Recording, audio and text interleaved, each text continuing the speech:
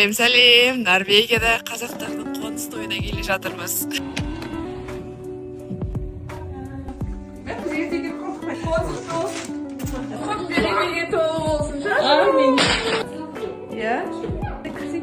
Аяғы жанар мен шетел бір нәрсе толтырып алып келе жатыр.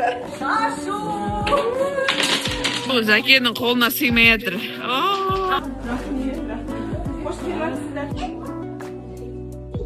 Тараздың жігіттері осылай етті қолдан бермейді. Қыздардың барлығы жалма-жан тамақ дайындауға кірісіп кетіп жатыр. Менікі баяғы отырысы. Оралдан келген қазы. Айхан апаның Оралдан берген қазысы берген асып Ставангерге келіп тұр. Дәрін әбден қазақ болып алған, алыстан келген бажасын төрге отырғызып қойды.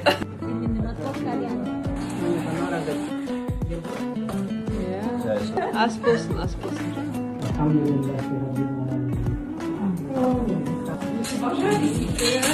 Қимай бір-бірін.